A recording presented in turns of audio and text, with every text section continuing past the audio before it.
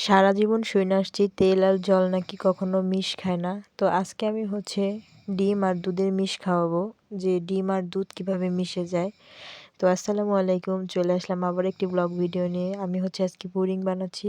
তো পুডিংয়ের জন্য ডিম আর দুধ ভালো করে ফেটিয়ে নিব, দেন একটু এলাচ গুঁড়া করে দিব, কারণ এলাচটা দিলে ডিমের গন্ধটা থাকে না। তো তারপরে বসিয়ে দিলাম দুই চুলায় দুইটা, কারণ আজকে অনেক বড় বড় দুইটা পুডিং বানাবো।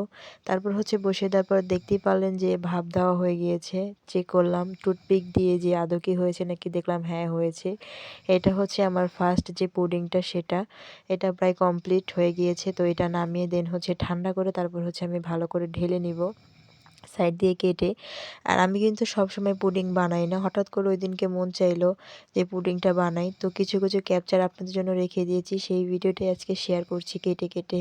কেউ আবার রাগ করেন না যে কেন ফুল ভিডিওটা দিলাম না। ইনশাল্লাহ আবার একদিন বানাবো, যখন ফুল ভিডিও শেয়ার করব কী কী দিয়ে বানিয়েছি। দেখুন আমার ফার্স্ট পুডিংটা এত এত সুন্দর হয়েছে যা বলার বাইরে, আমি নিজেই ক্রাশ খেয়ে গেছি। আসলে সবসময় বানানো হয় না, ভাবতেও পারি না যে এত সুন্দর হবে। আর আমার পুডিংটা দেখেন ভিতরেরটা কতখানি স্মুথি হয়েছে আর অনেক টেস্টি হয়েছিল।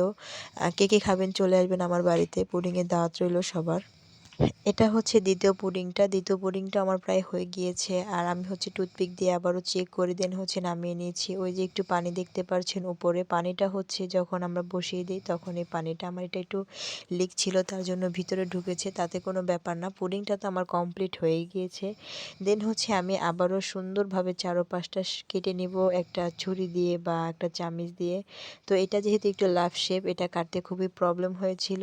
আর পুডিং আপনারা সবাই খাবেন বাসায় বানিয়ে, কারণ পুডিংটা সবার জন্য অনেক উপকারী, বাচ্চাদের জন্য অনেক উপকারী। যখন অবসর সময় ভালো লাগছে না, টিভি দেখছি, তখনই পুডিং বানিয়ে খেলে আসলে খুব ভালো লাগে। আর এটা তো আমি কখনোই বানিনি, যেহেতু ফার্স্ট বানিয়েছি, আমার কাছে এত ভালো লাগছে যা বলার বাইরে। এটা ঠান্ডা করার পর আমি আবার এটা সুন্দর করে একটা প্লেটে ঢেলে নিব। দেখেন টানটানা আমার পুডিংটা এত এত সুন্দর আর জুসি হয়েছে যা বলার বাহিরে। আগেই বলেছি লাভ শেপ কাটতে খুব প্রবলেম হবে, তার জন্য একটু কোনা কেটে গিয়েছে, কোনো ব্যাপার না, এটা আমি নিজেই খাবো। আর যেহেতু আমি খাবো, কেটে গেলেও কোনো প্রবলেম নেই। কিন্তু এটা এত স্মুথি হয়েছে। আর এটার ক্যারামেলটা আমি একটু হালকা রেখেছি, আর গোলটার ক্যারামেলটা আমি একটু গাঢ় রেখেছি, কারণ দুইটার দুই রকম ক্যারামেল দেখতেও সুন্দর লাগে। আর খেতে তো আর কি বলবো, ইয়ামি একটা খাবার। আর আপনারা পুডিংটা ঠান্ডা খাওয়ার চেষ্টা করবেন, ঠান্ডা পুডিং খেতে এত এত ভালো লাগে। অবশ্যই বানিয়ে খাবেন বাসায় এবং আমাকেও দাওয়াত করবেন, আমিও খেতে চলে যাব।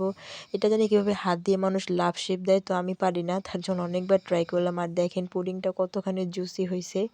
তো যারা যারা খাবেন চলে আসবেন আমার বাড়ি। সবাই ভালো থাকবেন, সুস্থ থাকবেন এবং কমেন্ট করবেন কেমন হয়েছে ভিডিওটা। আল্লাহ হাফেজ।